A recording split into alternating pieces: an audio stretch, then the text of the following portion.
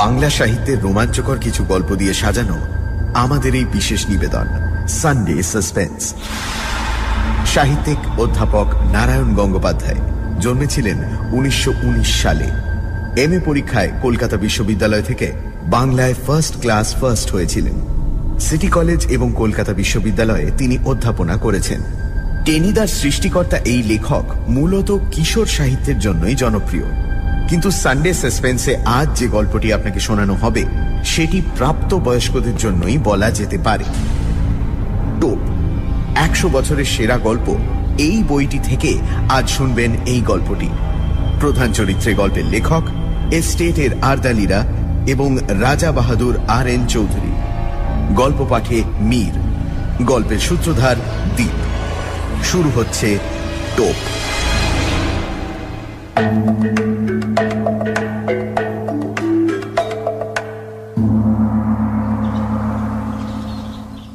সকালে একটা পার্সেল এসে পৌঁছেছে। খুলে দেখি একজোড়া জুতো। না, শত্রুপক্ষের কাজ নয়। একজোড়া পুরনো ছেঁড়া জুতো পাঠিয়ে আমার সঙ্গে রসিকতার চেষ্টাও করেনি কেউ। চমৎকার ঝকঝকে বাঘের চামড়ার নতুন চটি, দেখলে চোখ জুড়িয়ে যায়। পায়ে দিতে লজ্জা বোধ হয় দস্তুর মতো। ইচ্ছে করে বিছানায় শুইয়ে রাখি। কিন্তু জুতো জোড়া পাঠালো কে? কোথাও অর্ডার দিয়েছিলাম বলেও তো মনে পড়ছে না। আর বন্ধুদের সবকটাকেই তো চিনি। বিনামূল্যে এমন এক জোড়া জুতো পাঠানোর মতো দরাজ মেজাজ এবং ট্যাঁক কারুর আছে বলেও জানি না। তাহলে ব্যাপারটা কি? খুব আশ্চর্য হব কিনা ভাবছি, এমন সময় একখানা সবুজ রঙের কার্ড চোখে পড়ল। উইথ বেস্ট কমপ্লিমেন্টস অফ রাজা বাহাদুর N.R. চৌধুরী, রামগঙ্গা এস্টেট। আর তখনই মনে পড়ে গেল।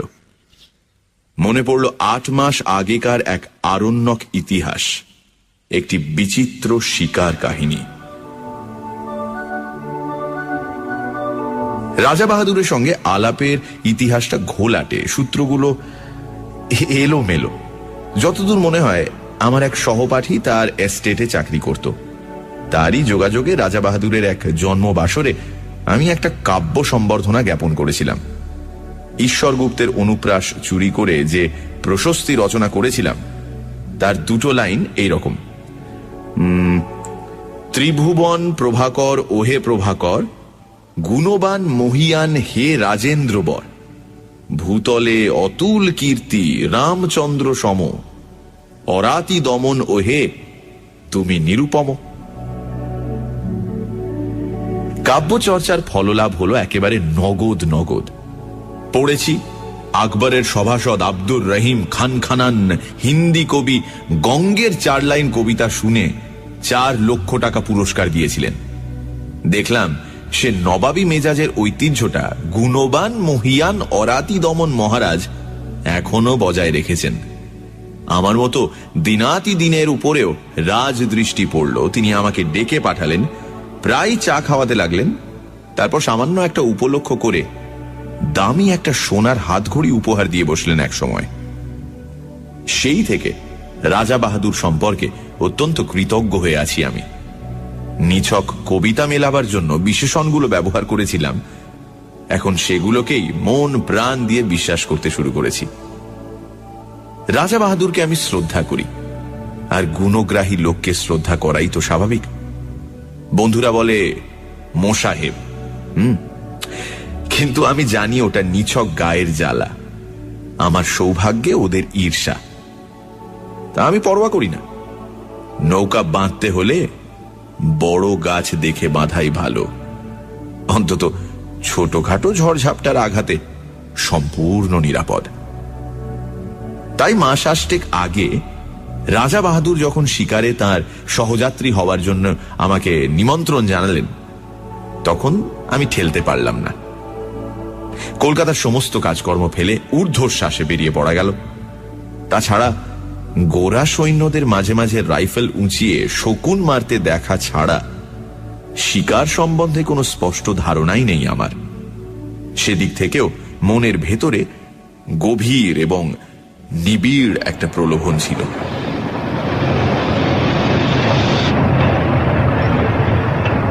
জঙ্গলের ভেতরে ছোট একটা রেল লাইনে আরো ছোট একটা স্টেশনে গাড়ি থামল। নামবার সঙ্গে সঙ্গে সোনালি তকমা আঁটা ঝকঝকে পোশাক পরা আরদালি এসে সেলাম দিল আমাকে। বললে, হুজুর চলুন। স্টেশনের বাইরে মেটে রাস্তায় দেখি মস্ত একখানা গাড়ি, যার পুরো নাম রোলস রয়েস, সংক্ষেপে যাকে বলে রোজ। তার রোজই বটে।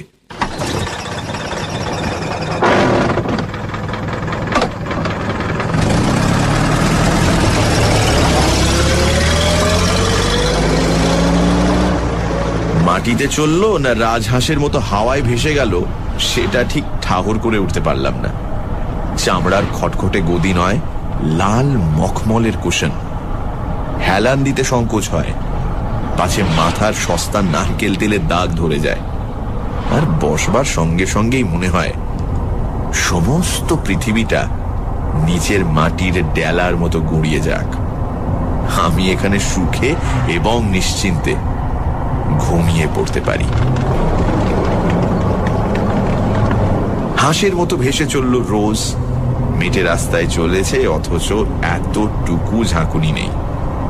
ইচ্ছে হলো একেবারে ঘাড় বার করে দেখি গাড়িটা ঠিক মাটি দিয়েই চলেছে না দুহাত ওপর দিয়ে উড়ে চলেছে ওর চাকাগুলো। পথের দুপাশে তখন নতুন একটা জগতের ছবি। সবুজ শালবনের আড়ালে আড়ালে চা বাগানের বিস্তার, চকচকে উজ্জ্বল পাতার শান্ত শ্যামল সমুদ্র, দূরে আকাশের গায়ে কালো পাহাড়ের রেখা। ক্রমশ চা বাগান শেষ হয়ে এলো। পথের দুপাশে ঘন হয়ে দেখা দিতে লাগলো অবিচ্ছিন্ন শালবন। একজন আরদালি জানালো, হুজুর, ফরেস্ট এসে পড়েছি। ফরেস্টই বটে। পথের ওপর থেকে সূর্যের আলো সরে গেছে, এখন শুধু শান্ত আর বিষণ্ণ ছায়া। রাত্রির শিশির এখনো ভিজিয়ে রেখেছে পথটাকে। রোজের নিঃশব্দ চাকার নিচে মড়মড় করে সাড়া তুলছে শুকনো শালের পাতা।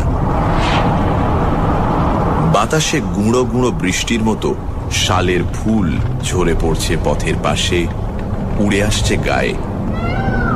কোথা থেকে চকিতের জন্য ময়ূরের তীক্ষ্ণ চিৎকার ভেসে এলো। দুপাশে নিবিড় শালের বন, কোথাও কোথাও ভেতর দিয়ে খানিকটা দৃষ্টি চলে, কখনো কখনো বুনো ঝোপে আচ্ছন্ন। মাঝে মাঝে এক এক টুকরো কাঠের গায়ে লেখা 1935, 1940। মানুষ বনকে শুধু উচ্ছন্ন করতে চায় না, তাকে বাড়াতেও চায়। এই সব প্লটে বিভিন্ন সময় নতুন করে শালের চারা রোপণ করা হয়েছে, এ তারই নির্দেশ। বনের রূপ দেখতে দেখতে চলেছি। মাঝে মাঝে ভয় যে করছিল না এমন নয়। এই ঘন জঙ্গলের মধ্যে হঠাৎ যদি গাড়ির ইঞ্জিন খারাপ হয়ে যায় আর তাক বুঝে যদি লাফ মারে একটা বুনো জানোয়ার, তাহলে তাহলে পকেটের ফাউন্টেন পেনটা ছাড়া আত্মরক্ষার আর কোনো অস্ত্র টস্ত্র সঙ্গে নেই। শেষটায় আর থাকতে না পেরে জিজ্ঞাসা করে বসলাম, হ্যাঁ রে, এখানে বাঘ আছে? ওরা অনুকম্পার হাসি হাসলো। হ্যাঁ হুজুর। ভালুক? রাজা রাজরার সহবত, কাজেই যতটুকু জিজ্ঞাসা করব ঠিক ততটুকুই উত্তর। ওরা বলল, হ্যাঁ হুজুর। অজগর সাপ? জি মালিক। প্রশ্ন করার উৎসাহ ওই পর্যন্তই এসে থেমে গেল আমার। যেরকম দ্রুত উত্তর দিয়ে যাচ্ছে, তাতে কোনো প্রশ্নই যে না বলে আমাকে আশ্বস্ত করবে এমন তো মনে হচ্ছে না। যতদূর মনে হচ্ছিল গরিলা, হিপোপটেমাস, ভ্যাম্পায়ার কোনো কিছুই বাকি নেই। এখানে জুলু কিংবা ফিলিপিনোরাও বিষাক্ত বুমেরাং বাগিয়ে আছে কিনা এবং মানুষ পেলে তারা বেগুন পোড়া করে খেতে ভালোবাসে কিনা, এই জাতীয় একটা কুটিল জিজ্ঞাসাও আমার মনে জেগে উঠেছে ততক্ষণে, কিন্তু নিজেকে সামলে নিলাম। খানিকটা আসতেই গাড়িটা ঘস ঘস করে ব্রেক কষলো একটা। আমি প্রায় আর্তনাদ করে উঠলাম, কিরে বাঘ নাকি? আরদালিরা মুচকি হাসল। না হুজুর, এসে পড়েছি। ভালো করে তাকিয়ে দেখি, সত্যিই তো এসে পড়েছি, সন্দেহ নেই। পথের বাঁদিকে ঘন শালবনের ভেতরে একটুখানি ফাঁকা জমি, সেখানে কাঠের তৈরি বাংলো প্যাটার্নের একখানা দোতলা বাড়ি। এই নিবিড় জঙ্গলের ভেতর যেমন আকস্মিক, তেমনি অপ্রত্যাশিত। গাড়ির শব্দে বাড়িটার ভেতর থেকে 2-3 জন চাপরাশি বেরিয়ে এলো ব্যতিব্যস্ত হয়ে। এতক্ষণ লক্ষ্য করিনি, এবার দেখলাম বাড়ির সামনে চওড়া একটা গড়খাই কাটা। লোকগুলো ধরাধরি করে মস্ত বড় এক ফালি কাঠ খাদটার ওপর সাঁকোর মতো বিছিয়ে দিল। তারই ওপর দিয়ে গাড়ি গিয়ে দাঁড়ালো রাজা বাহাদুর N.R. চৌধুরীর হান্টিং বাংলোর সামনে।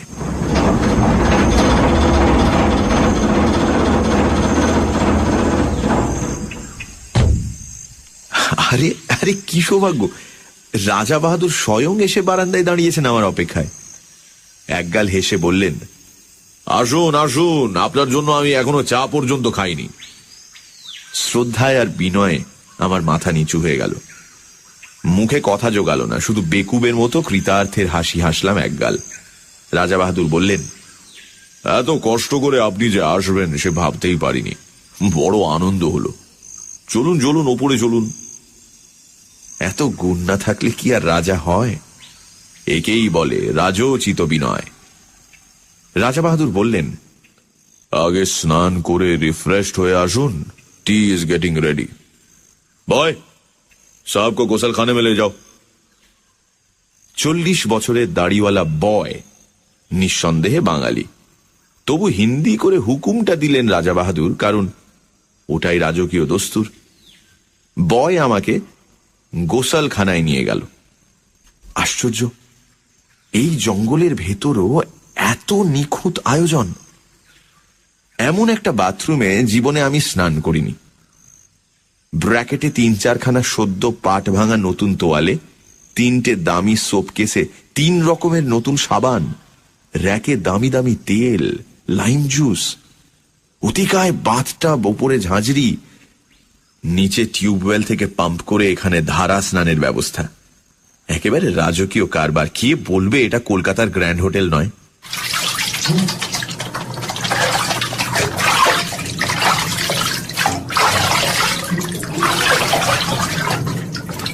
স্নান হয়ে গেল। ব্র্যাকেটে ধোপ দুরস্ত করা ফরাস ডাঙার ধুতি, সিল্কের লুঙ্গি, আদ্দির পাজামা। দামের দিক থেকে পাজামাটাই সস্তা মনে হলো, তাই পরে নিলাম। বয় বাইরেই দাঁড়িয়েছিল, নিয়ে গেল ড্রেসিং রুমে। ঘর জোড়া আয়না, পৃথিবীর যা কিছু প্রসাধনের জিনিস, কিছু আর বাকি নেই এখানে। ড্রেসিং রুম থেকে বেরুতে সোজা ডাক পড়ল রাজা বাহাদুরের লাউঞ্জে। রাজা বাহাদুর একখানা চেয়ারে চিত হয়ে শুয়ে ম্যানিলা চুরুট খাচ্ছিলেন। বললেন, আসুন, চা তৈরি। চায়ের বর্ণনা না করাই ভালো। চা, কফি, কোকো, ওভালটিন, রুটি, মাখন, পনির, চর্বিতে জমাট ঠান্ডা মাংস, কলা থেকে আরম্ভ করে পিচ পর্যন্ত প্রায় 10 রকমের ফল। সেই গন্ধমাদন থেকে যা পারি গোগ্রাসে গিলে চললাম আমি। রাজা বাহাদুর কখনো 1 টুকরো রুটি খেলেন, কখনো একটু ফল, অর্থাৎ কিছুই খেলেন না, শুধু পরপর কাপ 3 চা ছাড়া।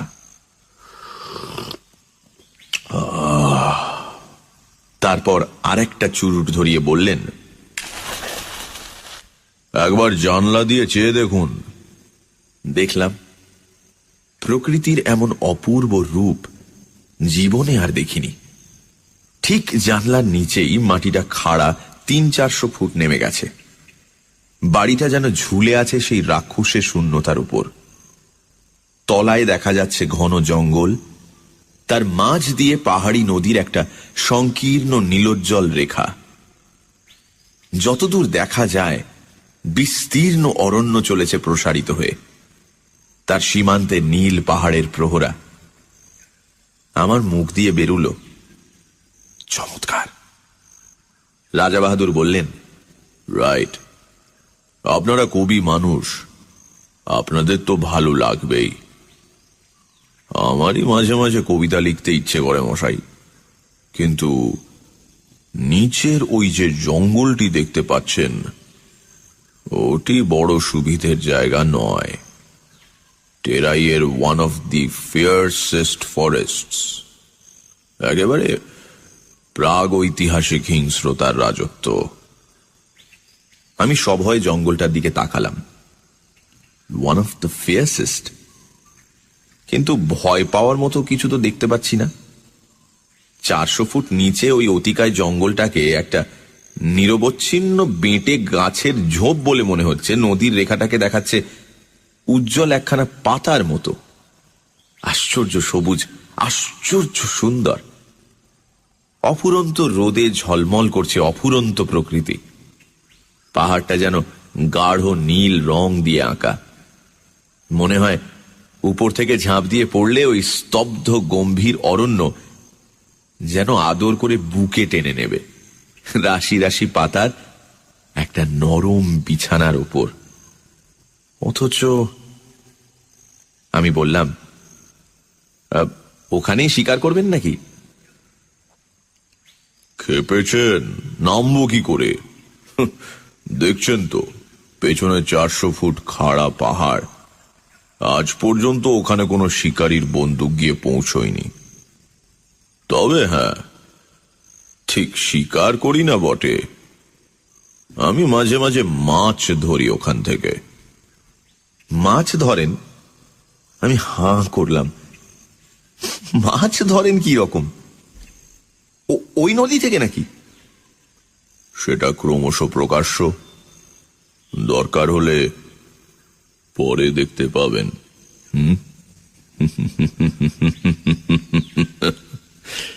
রাজা বাহাদুর রহস্যময় ভাবে মুখ টিপে হাসলেন। আপাতত শিকারের আয়োজন করা যাক, কিছু না জুটলে মাছের চেষ্টাই করা যাবে। তবে ভালো টোপ ছাড়া আমার পছন্দ হয় না, আর তাতে অনেক হাঙ্গামা। কিছু বুঝতে পারছি না। রাজা বাহাদুর জবাব দিলেন না, শুধু হাসলেন।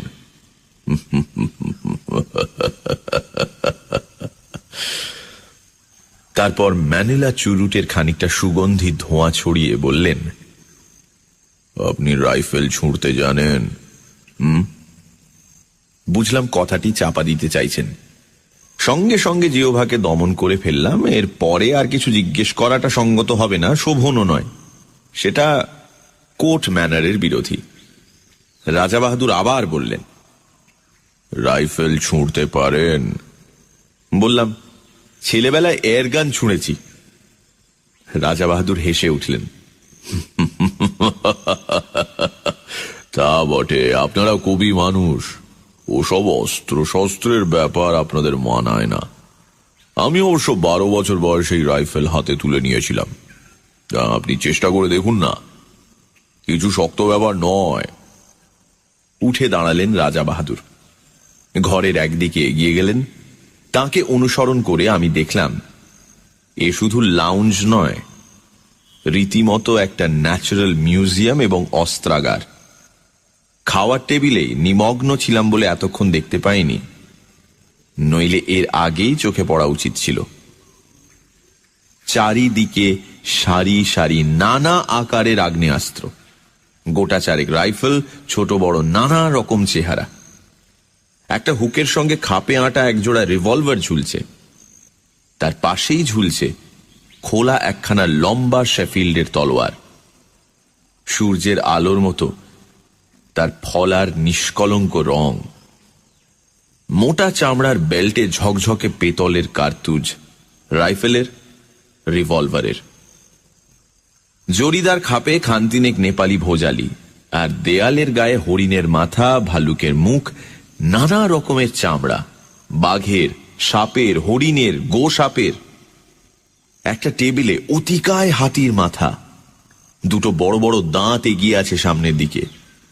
বুঝলাম এরা রাজা বাহাদুরের বীর কীর্তির নিদর্শন।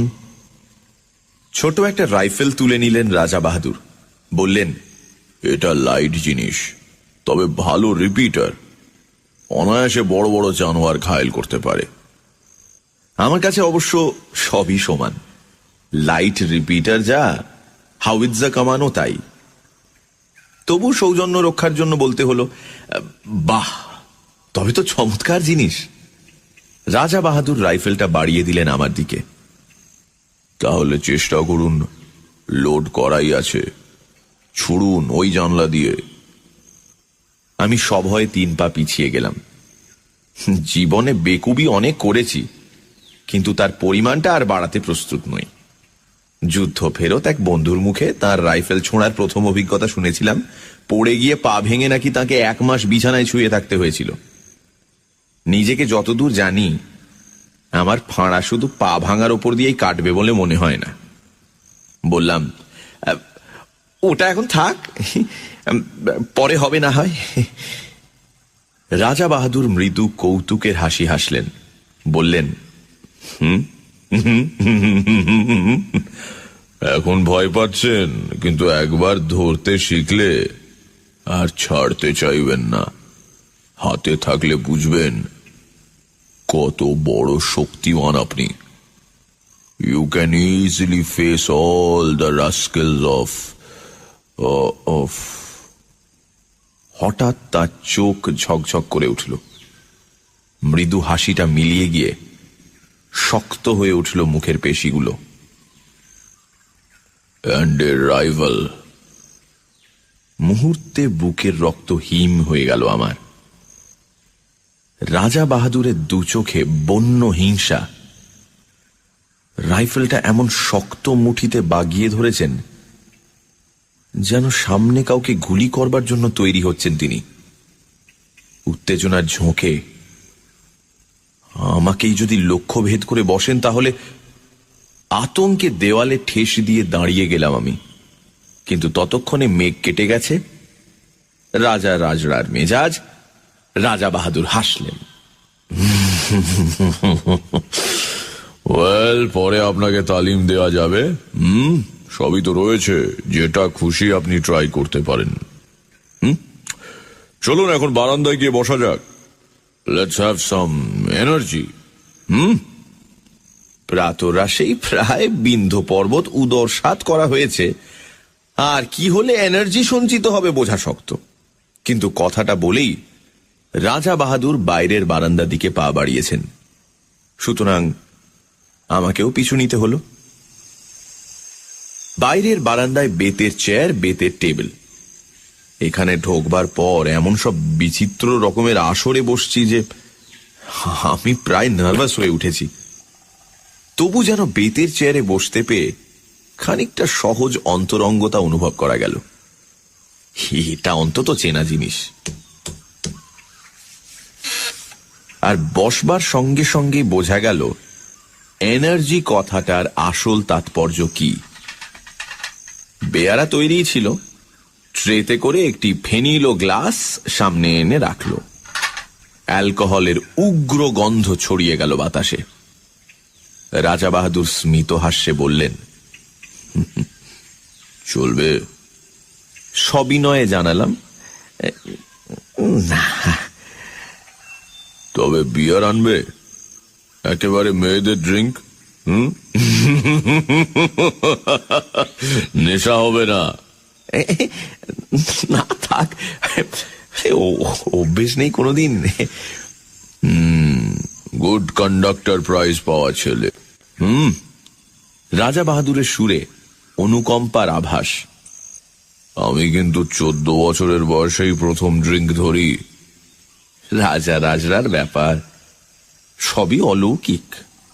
জন্মাবার সঙ্গে সঙ্গে কেউটের বাচ্চা, সুতরাং মন্তব্য অনাবশ্যক। ট্রে বারবার যাতায়াত করতে লাগলো। রাজা বাহাদুরের প্রখর উজ্জ্বল চোখ দুটো ঘোলাটে হয়ে এলো ক্রমশ।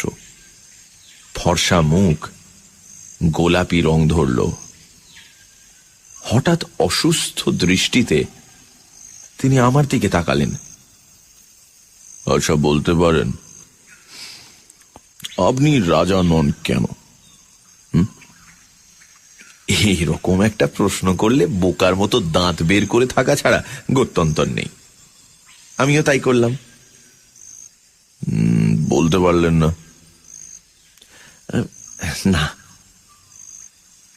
আপনি মানুষ মারতে পারেন? এই আবার কিরকম কথা? আমার আতঙ্ক জাগলো।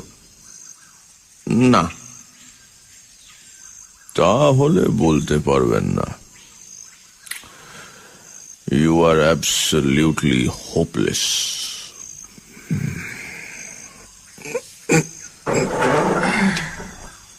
উঠে দাঁড়িয়ে ঘরের দিকে পা বাড়ালেন রাজা বাহাদুর।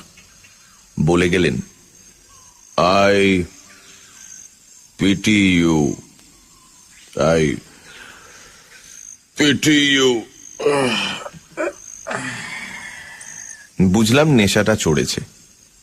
আমি আর কথা বাড়ালাম না, চুপ করে বসে রইলাম সেখানেই। খানিক পরেই ঘরের ভেতরে নাক ডাকার শব্দ।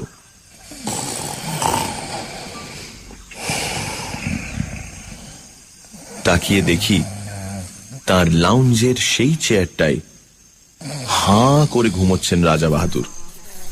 মুখের কাছে কতগুলো মাছি উঠছে ভন ভন করে। শিকারের প্রথম অভিজ্ঞতা। জঙ্গলের ভেতর বসে আছি মোটরে। দুটো তীব্র হেডলাইটের আলো পড়েছে সামনের সংকীর্ণ পথে আর দুধারের শালবনে। ওই আলোর রেখার বাইরে অবশিষ্ট জঙ্গলটায় যেন প্রেতপুরীর জমাট অন্ধকার। রাত্রির তমসায় আদিম হিংসা সজাগ হয়ে উঠেছে চারিদিকে। অনুভব করছি সমস্ত স্নায়ু দিয়ে এখানে হাতির পাল ঘুরছে দূরের কোনো পাহাড়ের পাথর গুঁড়িয়ে গুঁড়িয়ে। ঝোপের ভেতরে অজগর প্রতীক্ষা করে আছে অসতর্ক শিকারের আশায়। আসন্ন বিপদের সম্ভাবনায় উৎকর্ণ হয়ে আছে হরিণের পাল। আর কোনো একটা খাদের ভেতরে জলজল করছে ক্ষুধার্ত বাঘের চোখ। কালো রাত্রিতে জেগে আছে কালো অরণ্যের প্রাথমিক জীবন। রোমাঞ্চিত ভীত প্রতীক্ষায় চুপ করে বসে আছি মোটরের মধ্যে। কিন্তু হিংসার রাজত্ব শালবন ডুবে আছে একটা আশ্চর্য স্তব্ধতায়। শুধু কানের কাছে অবিশ্রান্ত মশার গুঞ্জন ছাড়া আর কোনো শব্দ নেই। মাঝে মাঝে অল্প বাতাস দিচ্ছে। শালের পাতায় উঠেছে এক একটা মৃদু মর্মর। আর কখনো ডাকছে বনমূর্তি। ঘুমের মধ্যে পাখা ঝাপটাচ্ছে ময়ূর। মনে হচ্ছে এই গভীর ভয়ঙ্কর অরণ্যের প্রাণীগুলো যেন নিঃশ্বাস বন্ধ করে একটা নিশ্চিত কোনো মুহূর্তের প্রতীক্ষা করে আছে। আমরাও প্রতীক্ষা করে আছি। মোটরের মধ্যে নিঃসাড় হয়ে বসে আছি আমরা। একটি কথাও বলবার উপায় নেই। রাইফেলের নল ইঞ্জিনের ওপরে বাড়িয়ে দিয়ে শিকারী বাঘের মতোই তাকিয়ে আছেন রাজা বাহাদুর। চোখ দুটো উগ্র প্রখর হয়ে আছে হেডলাইটের তীব্র আলোক রেখাটার দিকে। একটা জানোয়ার ওই রেখাটা পেরুবার দুঃসাহস করলেই রাইফেল গর্জন করে উঠবে। কিন্তু জঙ্গলের সেই আশ্চর্য স্তব্ধতা। অরণ্য যেন আজ রাত্রে বিশ্রাম করছে। একটি রাত্রের জন্য ক্লান্ত হয়ে জানোয়ারগুলো ঘুমিয়ে পড়েছে খাদের ভেতরে, ঝোপের আড়ালে। কেটে চলেছে মন্থর সময়। রাজা বাহাদুরের হাতের রেডিয়াম ডায়াল ঘড়িটা একটা সবুজ চোখের মতো জ্বলছে। রাত 1:30 পেরিয়ে গেছে। ক্রমশ উসখুস করছেন উৎকীর্ণ রাজা বাহাদুর।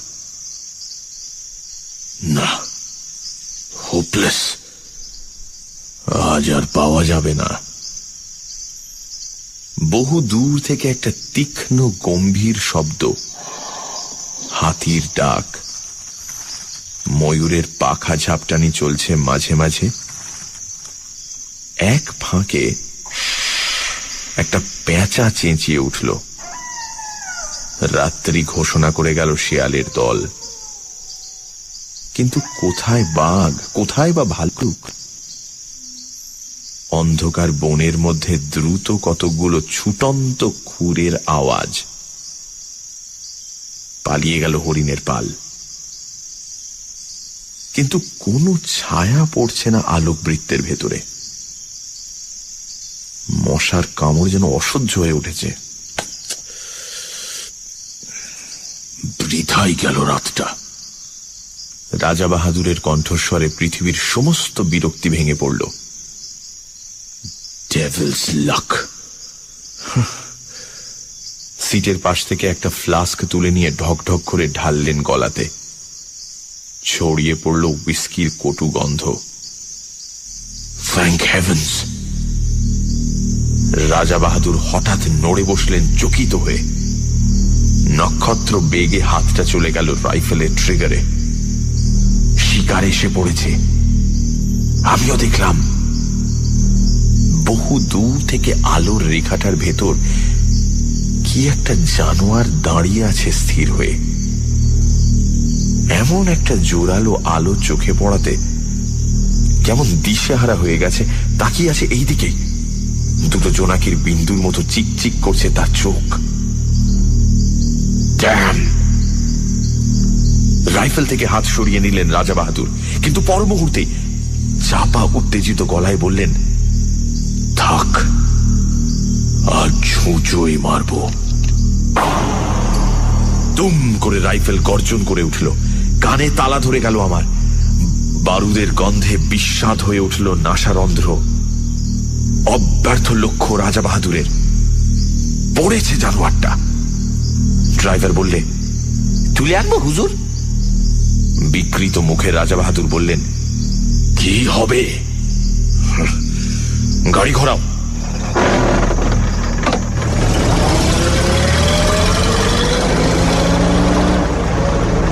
রেডিয়াম ডায়ালের সবুজ আলোয় রাত 3টে। গাড়ি ফিরে চলল হান্টিং বাংলোর দিকে। একটা ম্যানিলা চুরুট ধরিয়ে রাজা বাহাদুর আবার বললেন, কিন্তু কি আশ্চর্য! জঙ্গল যেন রসিকতা শুরু করেছে আমাদের সঙ্গে। দিনের বেলা অনেক চেষ্টা করেও দুটো একটা বন মুরগি ছাড়া আর কিছু পাওয়া গেল না, এমনকি একটা হরিণ পর্যন্ত নয়। নাইট শুটিং এ সেই অবস্থা। পরপর 3 রাত্রি জঙ্গলের নানা জায়গায় গাড়ি থামিয়ে চেষ্টা করা হলো, কিন্তু নগদ লাভ যা ঘটল তা অমানসিক মশার কামড়। জঙ্গলের হিংস্র জন্তুর সাক্ষাৎ মিলল না বটে, কিন্তু মশাগুলো চিনতে পারা গেল। এমন সাংঘাতিক মশা যে পৃথিবীর কোথাও থাকতে পারে, এতদিন এ ধারণা ছিল না আমার। তবে মশার কামড়ের ক্ষতিপূরণ চলতে লাগলো গন্ধমাদন উজাড় করে। সত্যি বলতে কি, শিকার করতে না পারলেও মনের দিক থেকে বিন্দুমাত্র ক্ষোভ ছিল না আমার। জঙ্গলের ভেতরে এমন রাজসূয় যজ্ঞের আয়োজন কল্পনারও বাইরে। জীবনে এমন দামি খাবার কোনোদিন মুখে তুলিনি, এমন চমৎকার বাথরুমে স্নান করিনি কখনো। এত পুরু জাজিমের বিছানায় শুয়ে অস্বস্তিতে প্রথম দিন তো ঘুমোতেই পারিনি আমি। নিবিড় জঙ্গলের নেপথ্যে গ্র্যান্ড হোটেলে স্বাচ্ছন্দ্যে দিন কাটাচ্ছি। শিকার না হলেও কণামাত্র ক্ষতি নেই আমার। প্রত্যেক দিনই লাউঞ্জে চা খেতে খেতে 400 ফুট নিচেকার ঘন জঙ্গলটার দিকে চোখ পড়ে। সকালের আলো উদ্ভাসিত শ্যামলতা দিগন্ত পর্যন্ত বিস্তীর্ণ হয়ে আছে অপরূপ প্রসন্নতায়। One of the fiercest forests. শেষ হয় না। তাকিয়ে তাকিয়ে দেখি বাতাসে আকার অবয়বহীন পত্রাবরণ সবুজ সমুদ্রের মতো দুলছে, চক্র দিচ্ছে পাখির দল। এখান থেকে মৌমাছির মতো দেখায় পাখিগুলোকে। জানলার ঠিক নিচেই ইস্পাতের ফলার মতো পাহাড়ি নদীটার নীলিমোজ্জ্বল রেখা দুটো একটা নুড়ি ঝকমক করে মণিখণ্ডের মতো। বেশ লাগে। তারপরেই চমক ভাঙে আমার। তাকিয়ে দেখি ঠোঁটের কোণে ম্যানিলা চুরুট পুড়ছে। অস্থির চঞ্চল পায়ে রাজা বাহাদুর ঘরের ভেতর পায়চারি করছেন। চোখে মুখে একটা চাপা আক্রোশ, ঠোঁট দুটোয় নিষ্ঠুর কঠিনতা। কখনো একটা রাইফেল তুলে নিয়ে বিরক্তি ভরে নামিয়ে রাখেন, কখনো ভোজালি তুলে নিয়ে নিজের হাতের ওপর ফলাটা পরীক্ষা করেন, সেটার ধার। আবার কখনো বা জানলার সামনে খানিকক্ষণ স্থির দৃষ্টিতে তাকিয়ে থাকেন নিচের জঙ্গলটার দিকে। আজ 3 দিন থেকে উল্লেখযোগ্য একটা কিছু স্বীকার করতে পারেননি। ক্ষোভে তার দাঁতগুলো কড়মড় করতে থাকে। তারপরেই বেরিয়ে যান এনার্জি সংগ্রহের চেষ্টায়। বাইরের বারান্দায় গিয়ে হাঁক দেন, ব্যাগ। কিন্তু পরের পয়সায় রাজভোগ খেয়ে এবং রাজোচিত বিলাস করে বেশি দিন কাটানো আর সম্ভব নয় আমার পক্ষে। রাজা বাহাদুরের অনুগ্রহ একটি দামি জিনিস বটে, কিন্তু কলকাতায় আমার ঘর সংসার আছে, একটা দায়িত্ব আছে তার। সুতরাং 4র্থ দিন সকালে কথাটা আমাকে পারতে হলো। বললাম, এবার আমাকে বিদায় দিন তাহলে। রাজা বাহাদুর সবে 4র্থ পেগে চুমুক দিয়েছেন তখন। তেমনি অসুস্থ আর রক্তাভ চোখে আমার দিকে তাকালেন। বললেন, আপনি যেতে চান?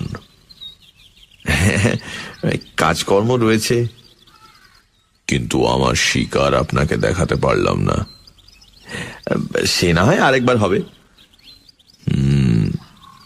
চাপা ঠোঁটের ভেতরেই একটা গম্ভীর আওয়াজ করলেন রাজা বাহাদুর, আপনি ভাবছেন আমার ওই রাইফেলগুলো দেয়ালে ওইসব শিকারের নমুনা? ওগুলো সব ফার্স। আমি সন্ত্রস্ত হয়ে বললাম, না না, তা কেন ভাবতে যাব? শিকার তো খানিকটা অদৃষ্টের ব্যাপার। অদৃষ্টকেও বদলানো চলে। রাজা বাহাদুর উঠে পড়লেন। আমার সঙ্গে আসুন। দুজনে বেরিয়ে এলাম। রাজা বাহাদুর আমাকে নিয়ে এলেন হান্টিং বাংলোর পেছন দিকটাতে। ঠিক সেখানে, যার 400 ফুট নিচে টেরাইয়ের অন্যতম হিংস্র অরণ্য বিস্তীর্ণ হয়ে আছে। এখানে আসতে আরেকটা নতুন জিনিস চোখে পড়ল। দেখি কাঠের একটা রেলিং দেওয়া সাঁকোর মতন জিনিস সেই সীমাহীন শূন্যতার ওপরে প্রায় 15-16 হাত প্রসারিত হয়ে আছে।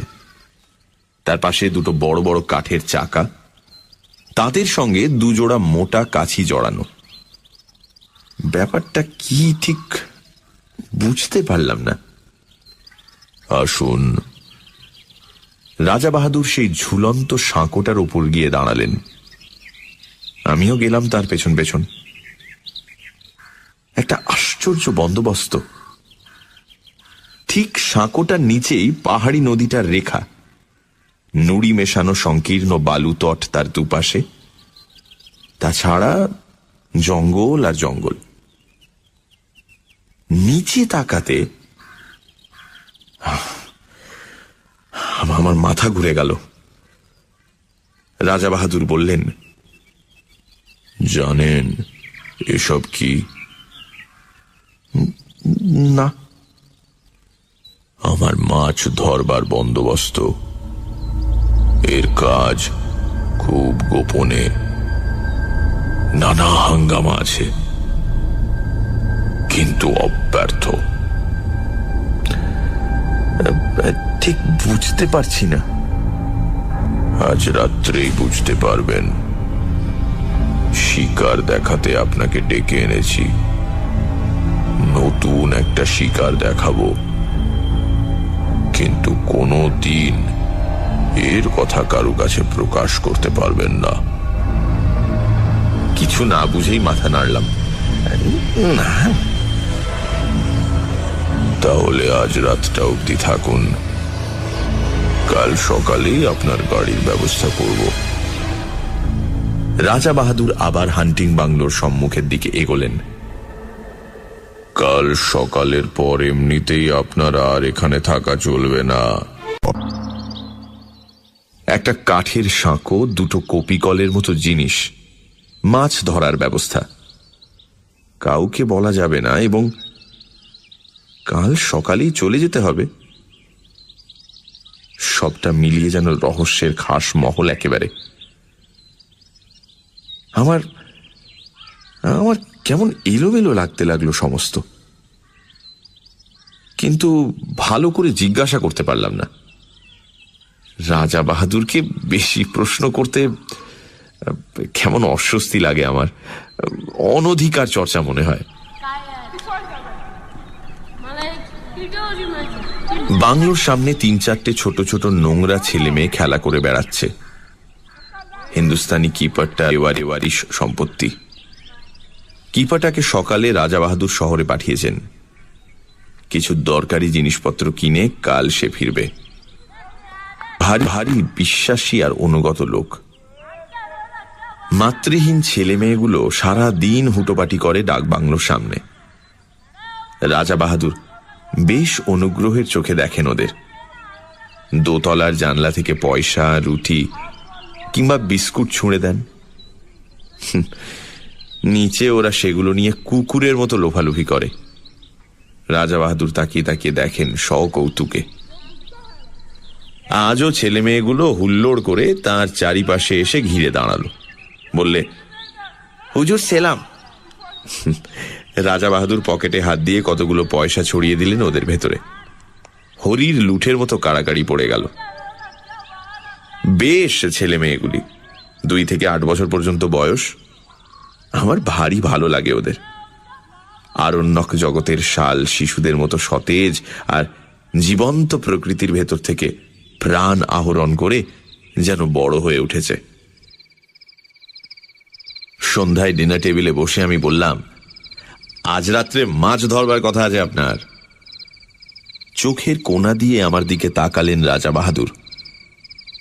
লক্ষ্য করেছি আজ সমস্ত দিন বড় বেশি মদ খাচ্ছেন আর ক্রমাগত চুরুট টেনে চলেছেন।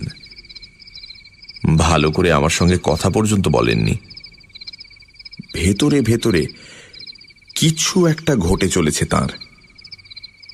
রাজা বাহাদুর সংক্ষেপে বললেন, আমি সসংকোচে জিজ্ঞাসা করলাম, কখন হবে? এক মুখ ম্যানিলা চুরুটের ধোঁয়া ছড়িয়ে তিনি জবাব দিলেন, সময় হলে ডেকে পাঠাবো। এখন আপনি গিয়ে শুয়ে পড়ুন, স্বচ্ছন্দে কয়েক ঘন্টা ঘুমিয়ে নিতে পারেন। শেষ কথাটা পরিষ্কার আদেশের মতো শোনালো। বুঝলাম আমি বেশিক্ষণ আর তার সঙ্গে কথা বলি এ তিনি চান না। তাড়াতাড়ি শুয়ে পড়তে বলাটা অতিথি পরায়ণ গৃহস্থের অনুনয় নয়, রাজার নির্দেশ, এবং সে নির্দেশ পালন করতে বিলম্ব না করাই ভালো। কিন্তু অতি নরম জাজিমের বিছানায় শুয়েও ঘুম আসছে না। মাথার ভিতর আবর্তিত হচ্ছে অসংলগ্ন চিন্তা। মাছ ধরা, কাঠের সাঁকো, কপিকল, অত্যন্ত গোপনীয়, অতলস্য। তারপর এপাশ ওপাশ করতে করতে কখন যে চৈতন্য আচ্ছন্ন হয়ে এলো তা আমি নিজেই টের পাইনি। মুখের উপর ঝাঁঝালো একটা টর্চের আলো পড়তে আমি ধড়মড় করে উঠে পড়লাম। রাত তখন কটা ঠিক জানি না। আরণ্যক পরিবেশে নির্জনতা আবির্ভূত। বাইরে শুধু তীব্র কণ্ঠ ঝিঁঝির ডাক। আমার গায়ে বরফের মতো ঠান্ডা একটা হাত পড়েছে কার। সে হাতের স্পর্শে পা থেকে মাথা পর্যন্ত শিউরে গেল আমার। রাজা বাহাদুর বললেন, সময় হয়েছে, চলুন। আমি কি বলতে যাচ্ছিলাম, ঠোঁটে আঙুল দিলেন রাজা বাহাদুর। কথা নয়।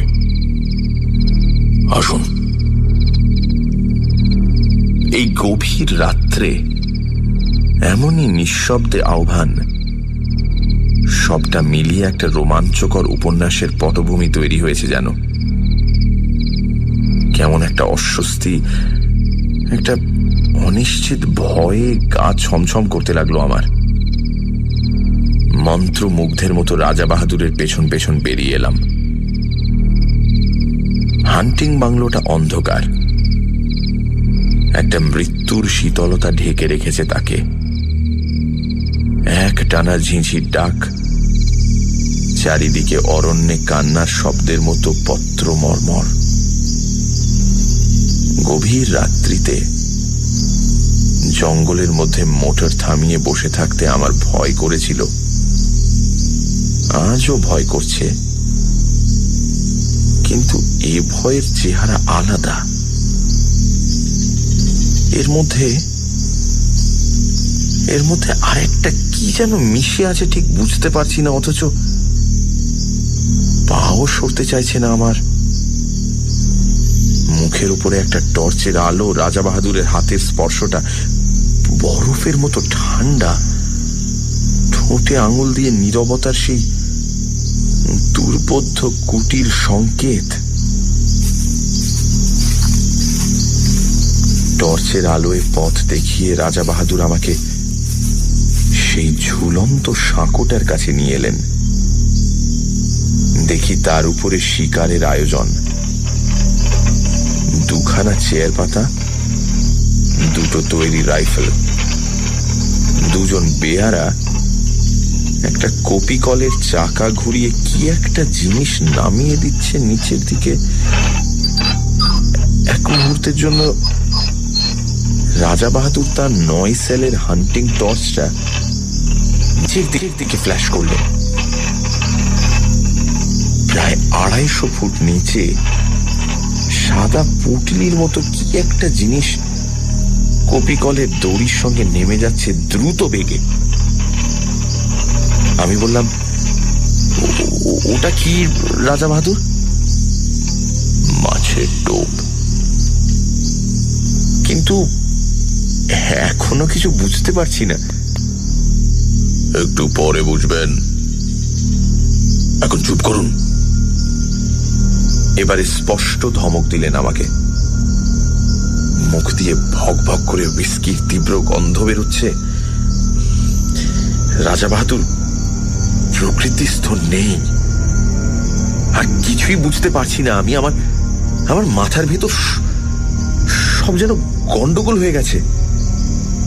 একটা দুর্বোধ্য নাটকের নির্বাক দ্রষ্টার মতো রাজা বাহাদুরের পাশের চেয়ারটাতে আসন নিলাম আমি। ওদিকে ঘন কালো বনান্তের উপর ভাঙা চাঁদ দেখা দিল। তার খানিকটা ম্লান আলো এসে পড়ল 400 ফুট নিচের নদীর জলে, তার ছড়ানো মণিখণ্ডের মতো নুড়িগুলোর উপরে। আবছাভাবে যেন দেখতে পাচ্ছি কপিকলের দড়ির সঙ্গে বাঁধা সাদা পুঁটলিটা অল্প অল্প নড়ছে বালির উপরে। এক হাতে রাজা বাহাদুর রাইফেলটা বাগিয়ে ধরে আছেন, আরেক হাতে মাঝে মাঝে আলো ফেলছেন নিচের পুঁটলিটায়। চকিত আলোয় যেটুকু মনে হচ্ছে পুঁটলিটা যেন জীবন্ত, অথচ কি জিনিস কিছু বুঝতে পারছি না। এ নাকি মাছের টোপ? কিন্তু কি এ মাছ? আর এই কিসের টোপ? আবার সেই স্তব্ধতার প্রতীক্ষা। মুহূর্ত কাটছে, মিনিট কাটছে, ঘন্টা কাটছে। রাজা বাহাদুরের টর্চের আলো বারে বারে পিছলে পড়ছে নিচের দিকে। দিগন্ত প্রসার হিংস্র অরণ্য ভাঙা ভাঙা জ্যোৎস্নায় দেখাচ্ছে তরঙ্গিত একটা সমুদ্রের মতো। নিচের নদীটা ঝকঝক করছে যেন একখানা খাপ খোলা তলোয়ার। অবাক বিস্ময়ে আমি বসে আছি। মিনিট কাটছে, ঘন্টা কাটছে, টোপ ফেলে মাছ ধরছেন রাজা বাহাদুর, অথচ সব ধোঁয়াটে লাগছে আমার। কান পেতে শুনছি ঝিঝির ডাক, দূরে হাতির গর্জন, শালপাতার মর্মর। এ প্রতীক্ষার তত্ত্ব আমার কাছে দুর্বোধ্য। শুধু উইস্কি আর ম্যানিলা চুরুটের গন্ধ এসে লাগছে আমার। মিনিট কাটছে, ঘন্টা কাটছে, রেডিয়াম ডায়াল ঘড়ির কাঁটা চলেছে ঘুরে। ক্রমশ যেন সম্মোহিত হয়ে গেলাম, ক্রমশ যেন ঘুম এলো আমার। তারপরে হঠাৎ কানের কাছে বিকট শব্দে রাইফেল সাড়া দিয়ে উঠল। 400 ফুট নিচ থেকে উপরের দিকে উৎক্ষিপ্ত হয়ে উঠল প্রচন্ড বাঘের গর্জন। চেয়ারটা শুদ্ধ আমি ক্ষেপে উঠলাম। টর্চের আলোটা সোজা পড়ছে নুড়ি ছড়ানো বালির ডাঙাটার উপরে। পরিষ্কার দেখতে পেলাম ডোরা কাটা অতিকায় একটা বিশাল জানোয়ার সাদা পুঁটলিটার উপর একখানা থাবা চাপিয়ে দিয়ে পড়ে আছে, সাপের মতো ল্যাজ আছড়াচ্ছে অন্তিম আক্ষেপে। ওপর থেকে ইন্দ্রের বজ্রের মতো অব্যর্থ গুলি গিয়ে লেগেছে তার মাথায়। এত উপর থেকে এমন দুর্নিবার মৃত্যু নামবে আশঙ্কা করতে পারিনি। রাজা বাহাদুর সোৎসাহে বললেন, ফাতে। এতক্ষণে মাছ ধরবার ব্যাপারটা বুঝতে পেরেছি। সোৎসাহে সোল্লাসে বললাম, মাছ তো ধরলেন, ডাঙায় তুলবেন কেমন করে? ওই কপি কল দিয়ে, এই জন্যই তোর ব্যবস্থা। ব্যাপারটা যেমন বিচিত্র তেমনই উপভোগ্য। আমি রাজা বাহাদুরকে অভিনন্দিত করতে যাব এমন সময়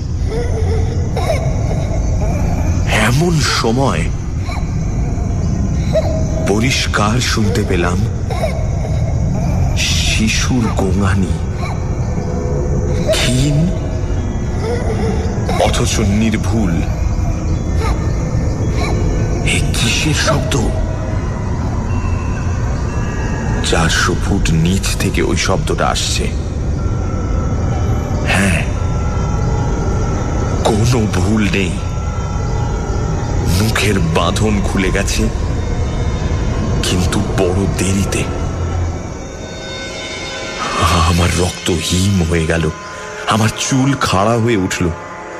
আমি পাগলের মতো চিৎকার করে উঠলাম, রাজা বাহাদুর, কিসের টোপ আপনার? কি দিয়ে আপনি মাছ ধরলেন? চুপ!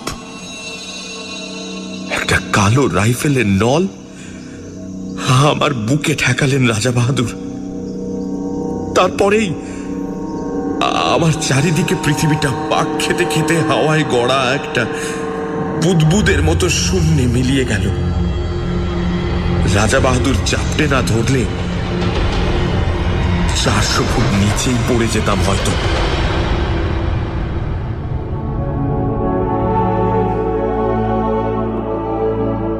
কিপারের একটা বেওয়ারিশ ছেলে যদি জঙ্গলে হারিয়ে গিয়ে থাকে তা অস্বাভাবিক নয়, তাতে কারো ক্ষতি নেই। কিন্তু প্রকাণ্ড রয়্যাল বেঙ্গল মেরেছিলেন রাজা বাহাদুর, লোককে ডেকে দেখানোর মতো। তাই 8 মাস পরে এই চমৎকার চটি জোড়া উপহার এসেছে। 8 মাস আগেকার সে রাত্রি এখন স্বপ্ন হয়ে যাওয়াই ভালো। কিন্তু এই চটি জোড়া অতি মনোরম বাস্তব। পায়ে দিয়ে একবার হেঁটে দেখলাম, যেমন নরম তেমনি আরাম।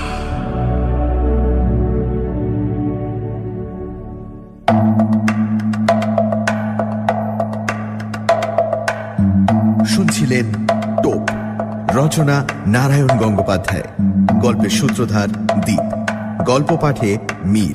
শব্দগ্রহণ, আবহ সঙ্গীত এবং স্পেশাল এফেক্টসে রিচার্ড। পরিকল্পনা ও পরিচালনায় ইন্দ্রাণী। রেডিও মির্চির তরফ থেকে আন্তরিক ধন্যবাদ লেখক পুত্র শ্রী অরিজিৎ গাঙ্গুলিকে আমাদের পাশে থাকার জন্য। আগামী সপ্তাহে ঠিক এই সময় আরো একটি রোমাঞ্চকর গল্প নিয়ে হাজির হবে সানডে সাসপেন্স।